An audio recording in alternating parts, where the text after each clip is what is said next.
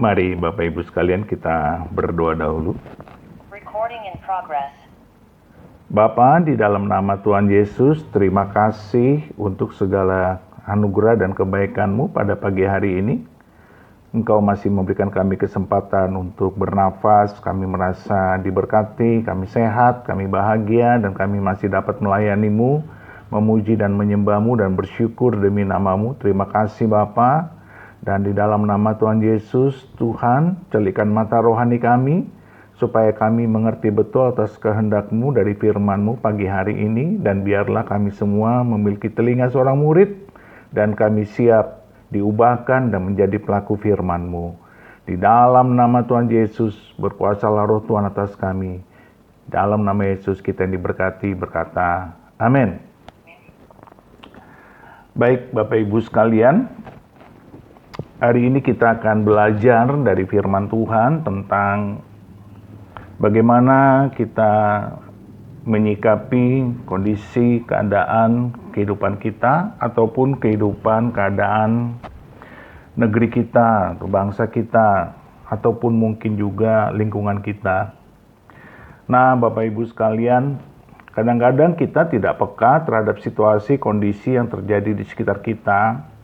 Kita tidak memiliki sebuah sense of crisis terhadap sebuah peristiwa atau sebuah keadaan. Dan itu mempengaruhi iman kita, pengharapan kita, dan kasih kita terhadap kondisi tersebut. Dan banyak orang kadang-kadang tidak mengerti bahwa kondisi itu disediakan atau terjadi bagi kita supaya iman kita bangkit dan kita berdiri sebagai paga atau pendoa syafaat di hadapan Tuhan untuk perbaikan, perubahan, ataupun transformasi sebuah bangsa atau sebuah masyarakat atau sebuah keadaan. Entah itu keadaan di keluarga kita, entah itu keadaan di komunitas kita.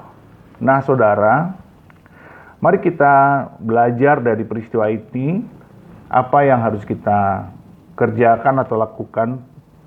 Dan kita lihat dari kitab Ester, kita belajar dari sebuah peristiwa yang sangat luar biasa.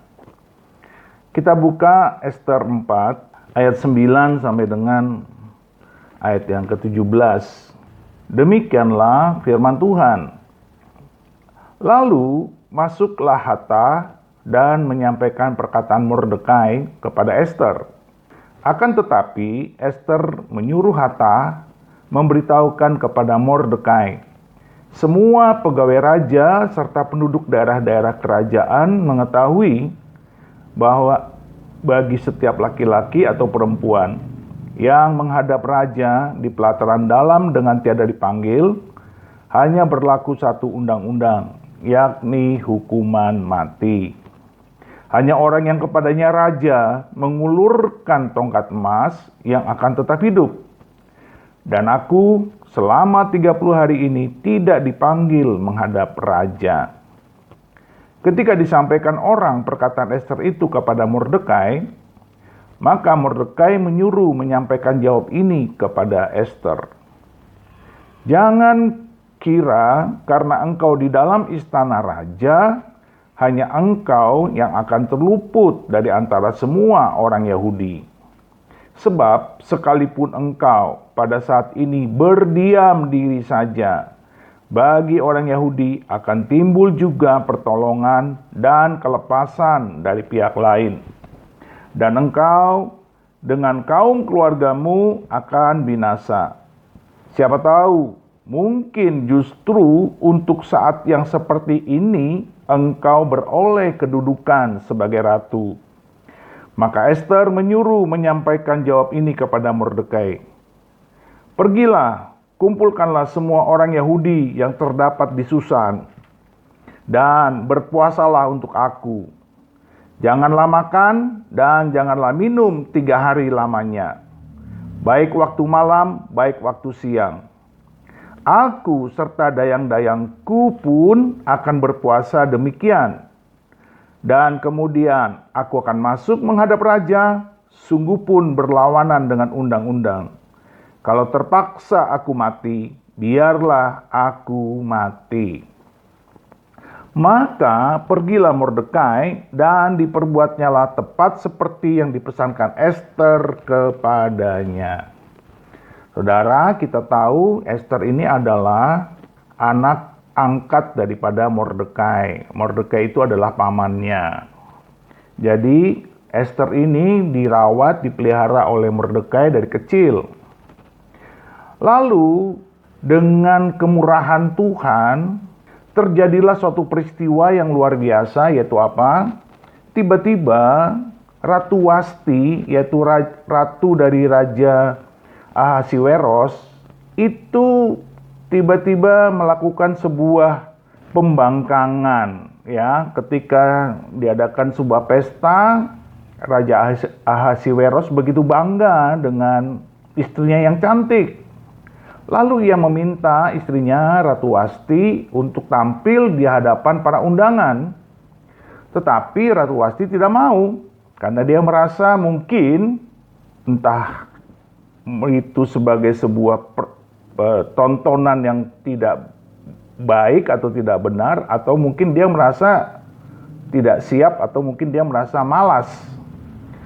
Dan dampaknya sikap dari Ratu Wasti yang menolak untuk tampil di hadapan undangan raja itu menyinggung perasaan raja. Lalu dengan begitu keras Raja Ahasiweros memecat Ratu Wasti dari seorang ratu. Nah, tiba-tiba dengan kemurahan Tuhan, naiklah Ester menjadi ratu menggantikan Ratu Wasti, ya.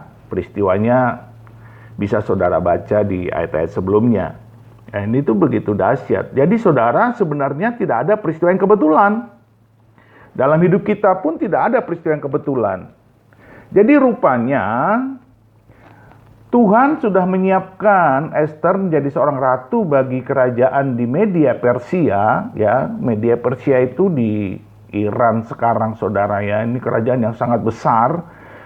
Kerajaan ini begitu hebat kekaisarannya karena ini memerintah dari India sampai Ethiopia. Bayangkan saudara, dari Asia sampai ke Afrika. Itu begitu besar kekaisaran Media Persia. Dan ini membuat Ester begitu berkuasa karena dia menjadi ratu di kerajaan Media Persia ini. Nah, saudara, tidak ada yang kebetulan dalam hidup ini. Ketika Tuhan menjadikan Ester, ya, seorang Yahudi, menjadikan seorang ratu, itu ternyata adalah sebuah persiapan Tuhan untuk sebuah peristiwa besar, peristiwa dramatis, peristiwa yang sangat luar biasa, ya. Kenapa? Karena entah bagaimana tiba-tiba seorang Haman yang menjadi tangan kanan daripada Raja Ahasiweros itu mempunyai niat untuk memaksa melakukan pembunuhan terhadap seluruh ras Yahudi, terhadap seluruh bangsa Yahudi dari India sampai Ethiopia. Bayangkan saudara. Jadi pada masa dulu pun sudah terjadi sebuah rencana genosida terhadap sebuah suku, terhadap sebuah ras, terhadap sebuah bangsa. Nah, Haman ini adalah tangan kanan daripada Ahasiweros. Nah, kenapa Haman ingin membunuh orang-orang Yahudi? Hanya karena satu peristiwa. Peristiwa apa? Haman itu ingin disembah, ingin dipuja, ingin diagung-agungkan dengan begitu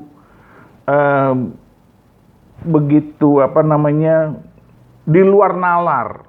Kenapa? Karena dia meminta seluruh rakyat kerajaan Media Persia harus menyembah kepada dia. Harus bukan hanya tunduk tapi menyembah. Nah, bagi Mordekai, seorang Yahudi, seorang penyembah Yahweh, seorang yang sungguh-sungguh takut akan Allah, dia merasa ini tidak benar. Tidak benar menyembah manusia. Jadi dia tidak mau Haman disembah. Rupanya peristiwa itu membuat Haman naik pitam dan dia merencanakan untuk membunuh seluruh bangsa Yahudi karena ketika itu dia tahu Mordekai adalah seorang Yahudi. Nah, singkat cerita saudaraku, peristiwa ini sampailah ke seluruh kekuasaan Media Persia dari India sampai Ethiopia. Jadi direncanakanlah pembunuhan, dibuatlah undang-undang, dibuatlah ketetapan, dibuatlah sebuah, kalau sekarang mungkin kepres begitu ya, atau perpres gitu ya. Kalau di sini kan presiden, tapi itu kan raja, jadi perintah raja itu diundangkan lalu dilaksanakan. Ketika undang-undang itu sampai ke seluruh daerah kekuasaan Ahasiweros, merataplah, menangislah, berkabunglah seluruh bangsa Yahudi di sana, dan mereka menangis berhari-hari berkabung dengan menggunakan kain kabung dan tidur di atas abu. Itu adalah bukti sebuah kesedihan yang sangat dalam. Saudara, peristiwa itu tidak sampai di telinga daripada Esther karena dia di istana. Karena dia menikmati kekuasaan, karena dia menikmati kenyamanan, karena dia menikmati indahnya, nikmatnya sebuah kekuasaan, kekayaan, dan kenyamanan. Apakah itu salah?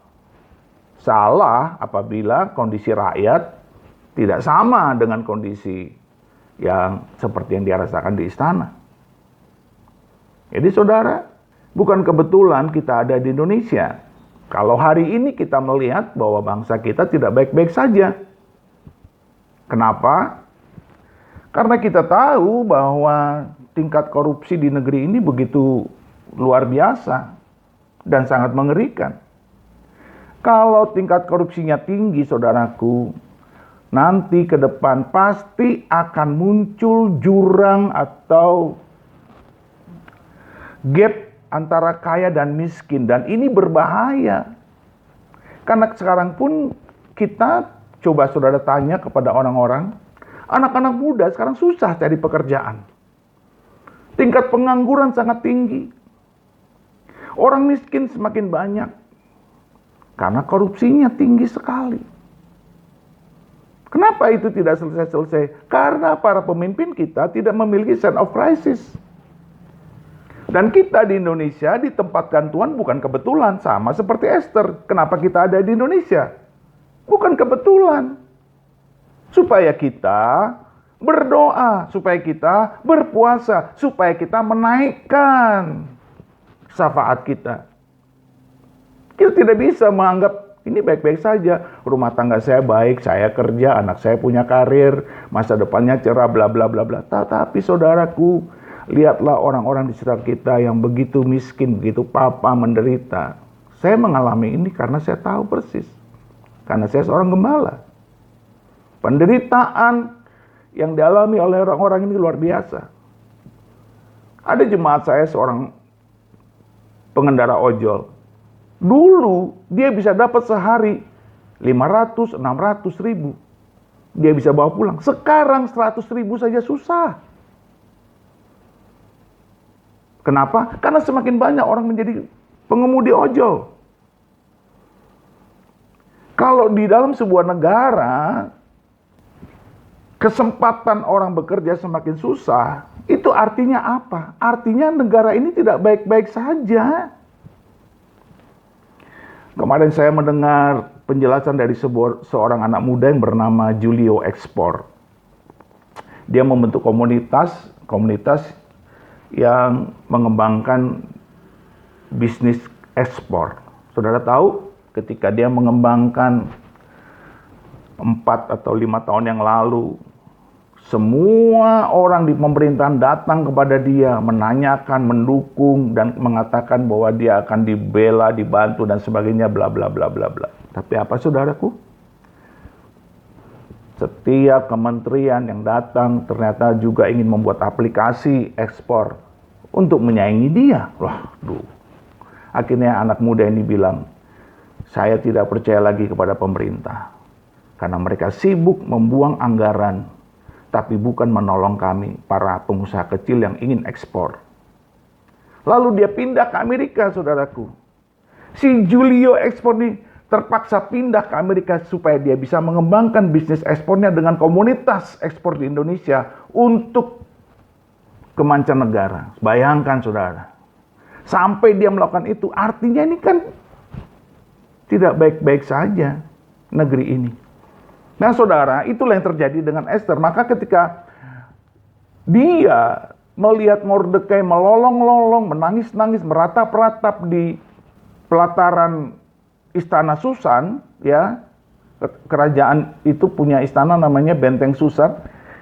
Dia tidak menyadari bahwa Mordekai menangis meratap-ratap itu karena duka cita yang dalam akan terjadinya sebuah genocide.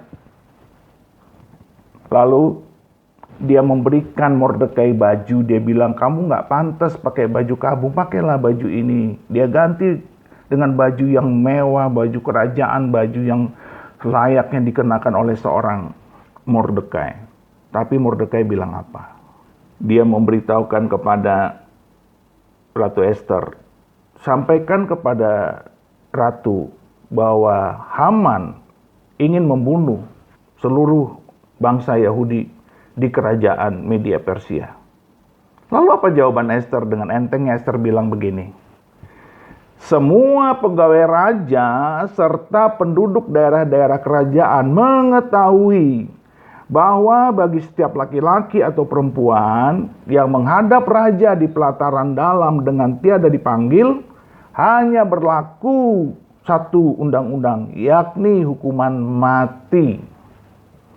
Hanya orang yang kepadanya raja mengulurkan tongkat emas yang akan tetap hidup. Dan aku selama 30 hari ini tidak dipanggil menghadap raja. Saudara lihat, jawaban Esther benar. Secara undang-undang, secara regulasi, peraturan, itu betul. Tetapi kan ini bukan mengenai sesuatu yang biasa. Ini kan kondisinya sangat krisis gitu, sangat darurat. Mau terjadi pembunuhan bagi bangsamu sendiri. Orang-orang akan mati. Kamu rela orang-orang mati, menderita, sengsara, dan akhirnya mereka tidak mempunyai kehidupan yang... Ini kan secara kemanusiaan nggak masuk akal gitu loh. Dia bener omongannya. Dan kita bisa bilang, saya baik-baik saja kok, keluarga saya baik-baik saja. Ngapain saya pusing-pusing? Biarkanlah itu. Saudara, dengar baik. Di hadapan kita, itu bukan manusia yang kita hadapi. Perjuangan kita bukanlah melawan darah dan daging. Perjuangan kita adalah melawan iblis. Roh-roh jahat di udara, penguasa-penguasa kerajaan kegelapan. Jadi semua aturan main, regulasi apa segala macam, itu ada pengaruh dari kuasa si jahat yang ingin menghancurkan sebuah kemajuan, sebuah kesejahteraan, sebuah keadilan bagi suatu bangsa. Maka kita yang ada di Indonesia, kita berdiri sebagai pagar, sebagai pendosa, itu adalah kehendak Allah. Supaya kita berdoa, negeri ini sedang tidak baik-baik saja. Ketika saya melihat bagaimana mahasiswa demo kemarin, saya sudah merasakan ini ngeri kalau sampai berkelanjutan. Karena saya melihat sendiri di akar rumput. Orang-orang susah cari kerja sekarang. Jemaat saya banyak yang anak muda susah cari kerja. Kami terus berpuasa, kami terus berdoa. Jemaat saya yang ojol-ojol ini kasihan sekali. UMKM juga demikian.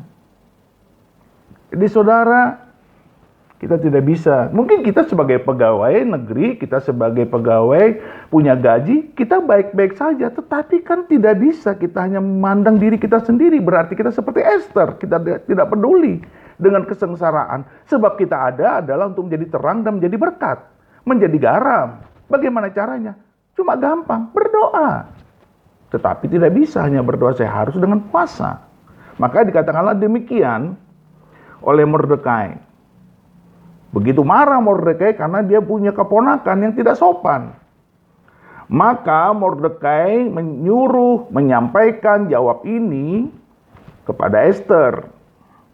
Jangan kira karena engkau di dalam istana raja, Hanya engkau yang akan terluput dari antara semua orang Yahudi.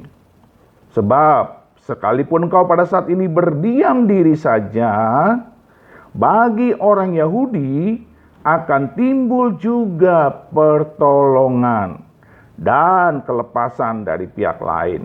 Dan engkau dengan kaum keluargamu akan binasa. Siapa tahu mungkin justru untuk saat yang seperti ini engkau beroleh kedudukan sebagai ratu. Keren banget ini perkataan Mordekai. Dia sedang mengatakan, Esther, kamu tahu nggak? Kamu tuh nggak kebetulan loh jadi ratu. Nggak kebetulan. Ini ada rencana Tuhan loh buat kamu. Sama saudara. Saya sudah mengalami peristiwa Mei 98 di depan mata kepala saya sendiri bagaimana mahasiswa-mahasiswa itu ditembaki di depan Unika Atma Jaya. Karena pada saat itu saya lagi ditugaskan di BRI dan saya tidak bisa pulang. Dengan mata kepala saya sendiri. Mahasiswa itu ditembaki. Dari sore sampai azan subuh berhenti, muncul, itu tembakan baru berhenti. Saya tidak tahu apakah itu peluru karet atau peluru beneran. Tapi banyak yang tergeletak itu di depan BRI pusat itu. Saya melihat dengan mata kepala saya sendiri. Dan kerusuhan di Galaksi, di Bekasi sini, saya melihat dengan mata kepala saya sendiri. Dan orang-orang pada diam semua. Sampai saya bilang, hei kenapa diam-diam? Telepon polisi, telepon polisi. Mereka menikmati sebuah pembakaran. Dan saya berdoa sama Tuhan, Tuhan, kirim malaikatmu, tolong orang-orang yang di ruko-ruko itu supaya mereka jangan mati. Karena dibakar. Tiba-tiba muncul truk tentara, turun, menembakkan senjata. Langsung itu orang-orang pada tiarap, orang-orang yang pada menjarah itu kabur semua. Dan saya bilang, Tuhan, aku menangis buat negeri ini. Tahun 98, saudara, mata kepala saya lihat sendiri. Indonesia tidak baik-baik saja. Sekarang oligarki ini betul-betul luar biasa, saudara. Saya tidak bicara politik, tapi saya bicara kita ada di Indonesia untuk memiliki sebuah hati yang mengasihi jiwa-jiwa, mengasihi bangsa kita, supaya negeri ini lebih baik. Supaya negeri ini lebih baik. Sebab sekalipun engkau pada saat ini berdiam diri saja, bagi orang Yahudi akan timbul juga pertolongan dan kelepasan dari pihak lain. Dan engkau dengan kaum keluargamu akan binasa. Jangan sampai saudara, saya tidak berdoa dan saya tidak mau kita binasa. No. Karena semua kan nanti akan ditanggung jawab, dipertanyakan sama Tuhan ketika kita kembali ke rumah Bapa. Apa yang sudah kita kerjakan dan apa yang sudah kita lakukan. Makanya Tuhan bilang, kau jadi terang, kau jadi garam, jadilah berkat. Lalu Esther bertobat ketika Mordekai ngomong begitu dan dia bilang, pergilah, kumpulkanlah semua orang Yahudi yang terdapat di Susan dan berpuasalah untuk aku. Janganlah makan dan janganlah minum 3 hari lamanya. Baik waktu malam, baik waktu siang. Aku serta dayang-dayangku pun akan berpuasa demikian. Dan kemudian aku akan masuk menghadap raja, sungguh pun berlawanan dengan undang-undang. Kalau terpaksa aku mati, biarlah aku mati. Nah, itu baru keren. Kalau terpaksa aku mati, biarlah aku mati. Kalau itu berlawanan dengan undang-undang. Jadi saudara lihat. Jangan sampai kita terkungkung oleh kuasa kegelapan, roh-roh jahat yang diciptakan oleh entah itu parpol, entah itu oleh pemimpin untuk pengurus negeri, republik kita. Jangan saudara, kita berdoa supaya mereka punya hati takut akan Tuhan, mereka bertobat, mereka lahir baru. Mereka mengalami perjumpaan pribadi dengan Tuhan di saat mereka sembahyang, di saat mereka tidur. Karena saya percaya hari-hari ini banyak sekali petobat-petobat baru dari kaum Kedar yang dilawat Tuhan dalam mimpi dan penglihatan saat mereka lagi sembahyang. Bahkan mereka pergi haji sekalipun, Tuhan menjumpai mereka. Jadi tidak ada yang mustahil. Itu akibat doa orang-orang percaya di muka bumi. Dan itu buat kita juga, bangsa ini. Kita tidak mungkin bisa melakukan kecuali dengan berdoa. Mungkin kita bisa melakukan dari dalam, puji Tuhan. Tapi kan doa ini kuasanya dahsyat, saudaraku. Kenapa harus puasa? Saudara, ingat, ketika Yesus di kitab Matius itu, saudara, menyembuhkan seorang yang sakit ayan, para muridnya sudah mendoakan orang yang sakit ayan itu, tapi tidak sembuh-sembuh. Lalu Tuhan Yesus datang dan Alkitab bilang apa? Setelah Tuhan menyembuhkan orang yang sakit ayan itu, Tuhan bilang apa? Jenis ini tidak dapat diusir kecuali dengan berdoa dan berpuasa. Itu ada di Matius 17. Dan itu setan. Karena iblislah yang membuat orang ini sakit ayan. Dan ketika didoakan oleh para murid, diusir, tidak keluar-keluar. Lalu Yesus bilang, "Hai engkau golongan orang-orang yang tidak percaya, berapa lama lagi aku harus bersama denganmu?" Lalu dikatakan di ayat yang ke-21, jenis ini tidak dapat diusir kecuali dengan berdoa dan berpuasa. Jadi saudaraku, ada hal yang tidak bisa kita doa biasa saja, harus dengan puasa. Puasa itu akan membuat kita merendahkan diri di hadapan Tuhan, kita mengosongkan diri, kita membuang segala egoisme kita dan kesombongan kita, keangkuhan, kedagingan kita menjadi bersih batin kita karena kita menjadi kosong. Karena orang kalau berpuasa pasti merendahkan diri. Dan itu yang terjadi dengan Esther. Dia puasa 3 hari dan seluruh Yahudi di kerajaan Ahasiweros ini, Media Persia, berpuasa 3 hari juga. Dan mukjizat Tuhan terjadi. Mukjizat Tuhan terjadi. Saudara, inilah kita, saudara, kita semua, kita merindukan negeri kita bertambah baik, kita merindukan keluarga kita bertambah baik, kita merindukan hal-hal bertambah baik. Saudara tahu, peristiwa yang sama terjadi dengan Niniwe. Niniwe itu ketika didatangi oleh Yunus, Yunus marah. Dia cuma bilang kalimat begini, 40 hari lagi kota ini akan ditunggang balikkan oleh Tuhan. Saking jahatnya Niniwe, Yunus marah. Khotbah seperti itu, saudara.